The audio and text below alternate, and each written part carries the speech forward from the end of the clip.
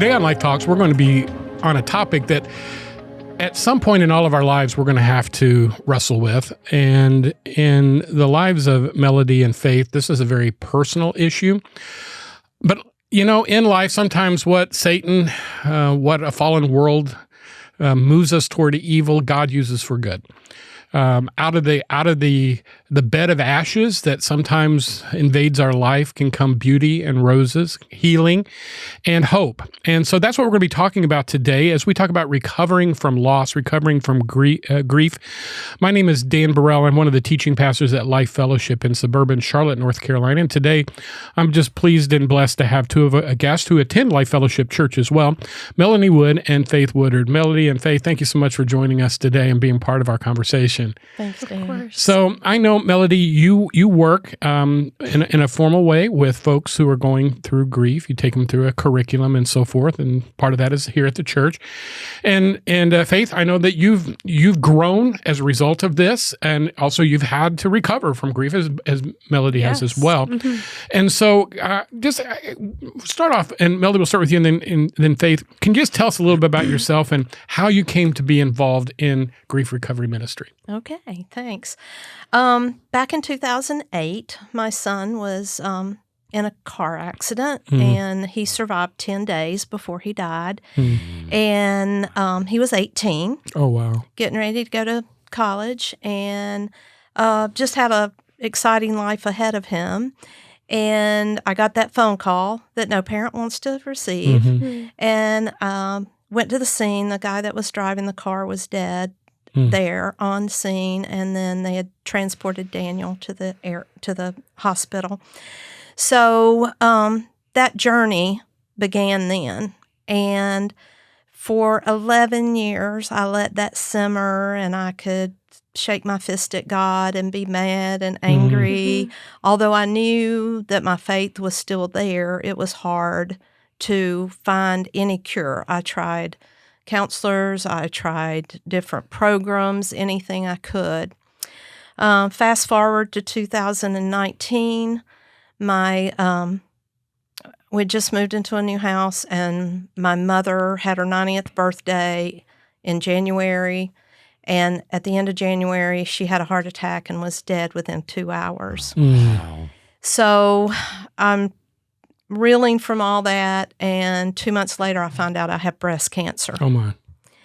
And I had to have a couple of surgeries and radiation and all that.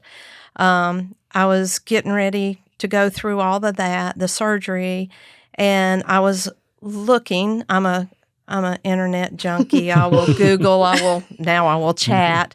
And I was Googling. I just typed in recovery, just that word. And up came grief recovery method.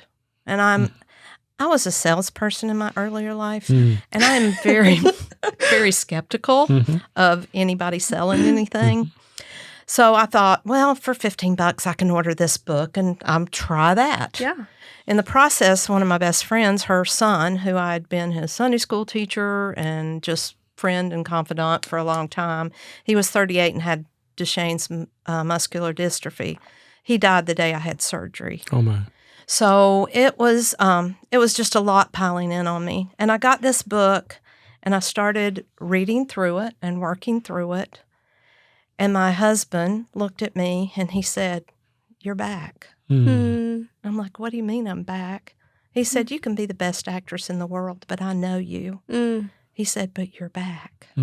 That meant a million things to me. Yeah. So I debated and debated about how, to move forward with that. And so they offer a certification program. And I love to teach. I love education. And so I contacted the Institute. And they, encouraged me to look at it and decide. Chuck was flying at that time, and he was going to Germany. And I said, "What do you think? Should we invest in this and spend money?" And he said, "Let's pray about it while I'm gone, and when I get back, we'll make a decision." And when he got on that plane that day, his other pilot had just lost a son. And he no more than got to Germany, and he called and he said, sign up. Sign up. Yeah. So really, out of a bed of tears, the Lord has allowed you to have a ministry that gives hope to others, that there is life on the other side of tragedy. And absolutely. It's a very personal story, but it's, I often say this when I go through a really, really lousy time in my life.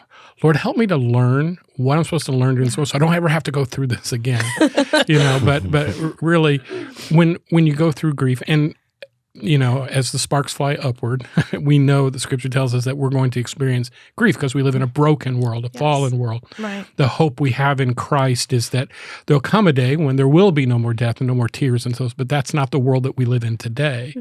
And being able to navigate that is tricky. So Faith, tell us a little bit about how you got involved with Melody and in this process as well. Yeah. So Melody and I met through Trey, my husband. And who, make sure everybody who's listening to this that goes to Life Fellowship understands, is the student ministry pastor at Life Fellowship. Yes, he's the current student ministry pastor at Life Fellowship. And I think part of it with grief is you realizing that you need some kind of help. And I have always been really good about crisis situations. I'm good under pressure. I tend to be just pretty level-headed. I'm able to deal with things as they come in the moment. But then afterward, I'll eat a couple bites of ice cream to kind of cope. But I was at an orthodontist. I've never had problems with an orthodontist before, never had problems with a dentist before. Let's go. I was laying in the orthodontist chair. And if you would have asked me that day if I was stressed, I would have been like, no, we're good. And I started sweating profusely. And then I started having a panic attack while I was on the chair. And so the poor orthodontist lady, I've got gauze and everything else in my mouth. She's like, are you okay? I was like, no. I went and had a panic attack. And I was like, I finally came out because I could not control myself. And I was like, I'm going to have to reschedule. Like, I can't control my emotions. And so it was about a week after that. Right after that, I called Trey and I was like, Trey, I don't know what's going on with me, but something is really something is wrong. And a couple months before, about 6 months before, we had a miscarriage. And with that miscarriage, we were 14 weeks along. And that's hard enough as it is. But then afterward, we had retained placenta. So we ended up having an emergency room visit. And whenever we did that, it caused, obviously, a lot of grief. And so at the orthodontist, my body was responding to the trauma of my grief. And so it was about 2 weeks after that orthodontist visit, Trey ended up, he called me and he's like, Faith, I just met this lady and her name's Melody. And I really think that you should get together with her. And I was like, okay, well, what does she do? What's it about? And he gave me her number and I called her and we had a conversation over the phone. And that was kind of the first step of me getting plugged in with the grief recovery method and walking through how to process grief. Yeah. I think one of the things that, our faith is important to those of us who are believers. We're going to admit that. But then also sometimes our faith can be a barrier if we don't have a deeper understanding of what faith is about and where God is during moments of grief and the nature of grief. Why doesn't God prevent bad things from happening? And so if you're not a superficial thinker, if you're a deeper thinker, if you're a deep feeler, there are times when your experiences in life collide with your faith. And almost we're afraid to question God. Absolutely. We're almost afraid to ask the tough questions that if we do that, someone might think that we're really a believer. We're not really a Christian. Did you all experience any of that? And how did you work through that? Absolutely. When I know when I was first going through the loss of Daniel, I was, how can a good God do this to me? Although I knew that we were in a fallen world, I luckily, I was raised in a Christian home where my dad would look at you and say, have you not ever known a time that it worked out? I mean, he was a staunch, it will always work out. Not maybe the way we want it to, but he said it will always work out. And I would go back to that, but then I would be angry again. And I would be angry at people because they didn't know what to say to me, so they would avoid me. You go into Target and somebody sees you and they go 3 aisles over, obviously, because they don't know what to say, or they say the wrong thing, and we learn about that in the class about, what is the right thing to say? What is the wrong things, And our faith sometimes, I've always been, I love Jesus, but I did have those moments, and you are right, Dan. It's that embarrassment that maybe I don't believe enough. Yeah. Somehow, if I had more faith or deeper faith, that this wouldn't be so hard in this moment. Right. If I really believed, this wouldn't be hard. But it was hard. It was hard. Yes. Faith, you're in a situation also where you're a ministry wife. Yeah. So people's expectations are really out there and in front of you. And people do say the most incredibly unthoughtful, oh, well, you'll get pregnant again. Or, well, the Lord needed another angel in heaven. Or something that just makes me just honestly want to burst into flames when I hear stuff like that. And yet you don't even get to respond as a human because you're not human. You're a pastor's wife, right? So many times pastors' wives, and I know Julie and I experienced this when we lost our babies, was that we had to mourn in private. Yeah. And yet that's another complicating factor. Did you experience that? We did. And it was hard because I knew all the correct answers and I was doing all the correct things. And I think that that's why I was so frustrated whenever I had that panic attack at the orthodontist, is because I was reading scripture every day. I was praying every day. I had taken social media off of my phone because I knew that had been a source of anxiety. I was only listening to worship music. I was doing all of the checkbox Christian things. The list. And I still was not, I wasn't healing. Like I was an angrier and I couldn't figure out why. I was like, why am I so angry? Why am I I hadn't had panic attacks since I was in college. Why am I all of a sudden experiencing all of this? And so that's why I was so grateful whenever I found this tool, just because all of the other Christianese things that I had been trying up until that point, it wasn't. Yeah. I got so many questions, and I apologize in advance, but one of the things I kind of want to point out here is that in all of our conversations here, we're talking about, I'm thinking of my own story, and it involved death. But grief comes as a result of other circumstances as well. Share some of those incidences in which you may have a reaction that is akin to if you experienced a death in somebody close to you. What are other things that happen? Divorce is a big one. Job loss, moving. Oh, really? Moving is, well, how many times have you moved and you tell your kids, oh, you're going to have a fun new place to live. And what does the kids going, but I like Joey next door and I don't want to, I'm going to miss my friends.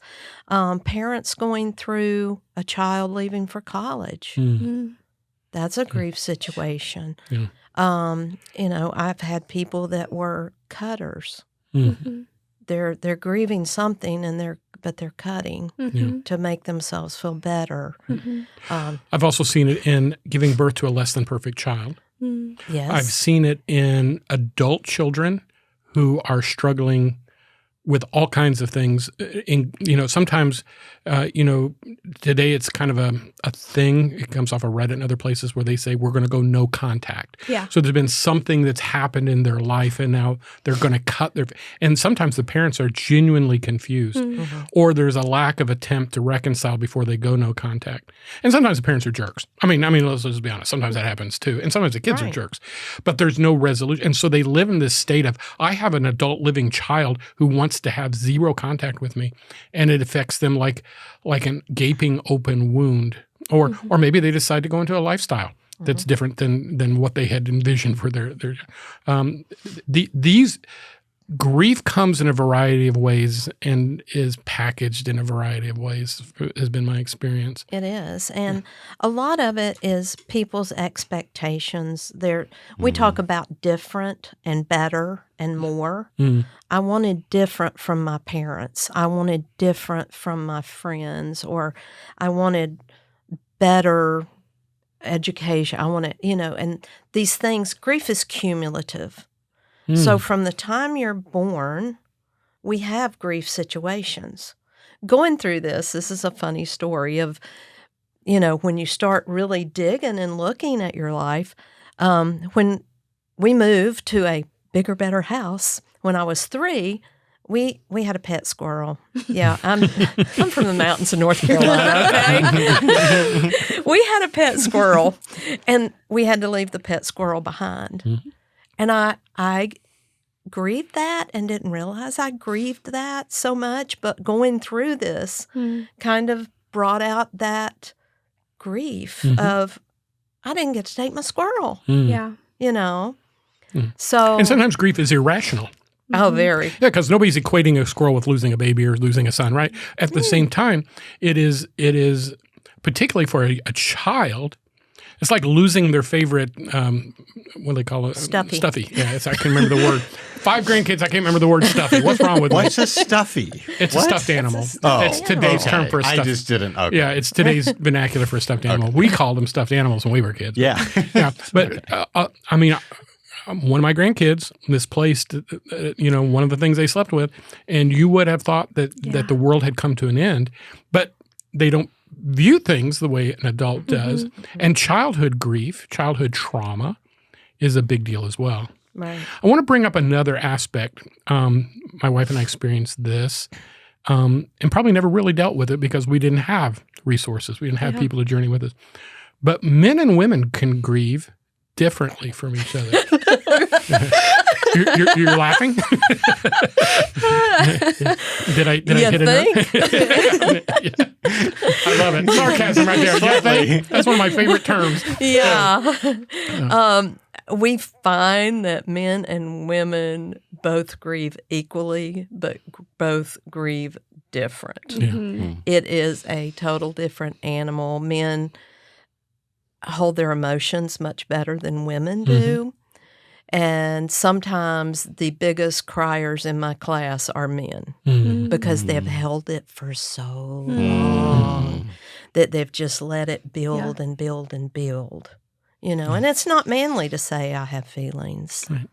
So, there's a little bit of stigma with that. Yeah. Have you seen that? Oh my goodness, yeah.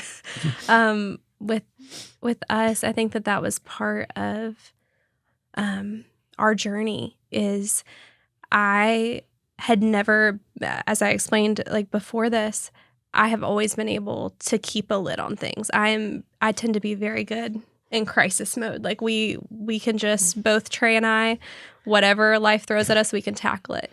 And all of a sudden, I was not able to tackle anything. Normal, everyday tasks.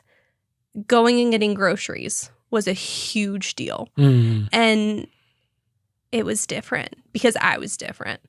And so Trey and I trying to figure out how do we navigate this? How do we heal in the midst of this?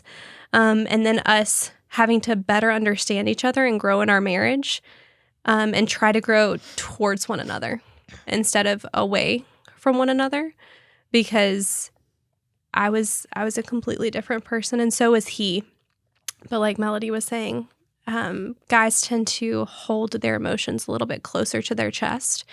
And I think Trey in his mind was trying to be strong for me because I was not. And I think that's a huge factor. I remember when we were going through the loss of, 3 pregnancies, and then having to face what ultimately was permanent infertility. Yeah. And I mean, it's been 35 years now, but the reality is we didn't talk about it. Yeah. Both my wife and I tend to be stuffers. So rather than deal with stuff, it's just easier to stuff it. Yeah. And I have a PhD in stuffing. I'm serious. There has not been anything I have not found a way to bury deep and wait till it ferments and explodes. Yes. But part of it, I think what you said was, I also felt very protective. I didn't want my wife to see me as weak or vulnerable. I also didn't want her to feel there was never in my mind any sort of a blame, like this is your problem, not my problem, because there is no you and me in a marriage. It's our problem. It is our problem. I'm the last in my family line. So the name, the bloodline died with my name, and that was a big deal to everybody in my family. It was like, you're the last Burrell, and all that. And I didn't want to process what that meant to me because I didn't want to add to her pain already. Yeah. So when you have men come to you, are they willing, or do you have to peel back the layers? Because like you said, we hold it close to us. Do you have to peel back the layers? It's an onion every time. Is it? It is. And until I had one guy come to my class, and he crossed his arms and he sat there. Now, he was driving from Greensboro down to here to be here at 9 o'clock on Sunday morning every time. Wow. But the first week he came in, he sat and he said, I just want you to know I'm an atheist and I'm mad. And I'm like, okay, it's okay. I got to pause there. So he said, I'm an atheist and I'm mad. Was he mad at a God that wasn't there? Or where was his anger directed? Well, as time went on, I discovered that his grandmother had raised him in the church, but he had lost his father and his sister within months of each other, and the situations weren't good, and he was just angry. So it was easier for him to say, don't be talking God stuff to me. I just want to know how to heal. Interesting. So he was one of those tough ones that by the end of the class, he hugged me and told me how much it meant, and we still keep in touch, just checking in on him, and so, and then there's other men that'll be really quiet until one of the things we teach is listening skills, and as we teach people to listen, then they become more comfortable talking when they realize that somebody's going to listen to me. We talk about a heart with ears, because if you look at your ears, if you put them together, they do form a heart. And if we will listen with our hearts to people instead of being ready to respond with, we know God will take care of that, or with a cliche. Or, this is what your life is meant to be, or, there's a million other things that people are, instead of just listening. And we want to teach people to listen so that our compassion as Christians does show. That's who we should be to the world. And if we stuff, but going back to the men I've seen when they finally release, it's like, oh, I didn't know I had that in me. But most of them are like you, Dan, and they say, I'm just trying to protect my wife. I don't like to see her cry because it makes them want to fix it. Men are fixers. Absolutely that. They want to fix. And my wife would tell you really clearly, very directly, and very rapidly, I don't need your protection at this moment. She needed something other than protection. I think she needed some empathy. She needed some understanding. And I think exactly what you said. She needed a heart that had ears on it. Yeah. She needed to be listened to and not, well, you shouldn't feel that way. I tell a lot of times, I'll say, how many times do people say, oh, Dan, don't be happy? But how many times do we tell people, don't be sad? It's interesting. Yeah. But I've never told anybody not to be happy. Just saying. Yeah, that's great. Well, we're out of time on this episode, and we're going to continue our conversation in our next episode. It's amazing how fast time flies on these, isn't it? Yeah. I just want to say to all of our listeners, I hope you'll pick up in the multi-part aspect of this, because we're going to move toward some practical steps, some practical realities, some things that we have to address for you to consider, for you to pray over, for you to think about. Because again, all of us are unique. None of us are the same. No two situations are identical. So we have to kind of pick our way through and navigate through these processes. But we're going to try to help you in this journey, knowing this. It isn't a cliche when we say things like, we trust in the Lord during these moments. We do trust in the Lord. But we also need to understand this. God created us to be very complex, multifaceted individuals. And even our Lord demonstrated grief in a variety of ways during his earthly ministry, and had to process grief. And so in the midst of this, we want you to know there is hope, and there is a path forward. And so we're going to be doing that at our next episode of Life Talks. But until then, if you ever have any questions that you'd like to send our direction, you may do so by sending them to lifetalks@lifecharlotte.com. Please share us on social media. Tell others about these episodes in particular that you think may be a help to them. Until next time, thanks for joining us here as always at Life Talks.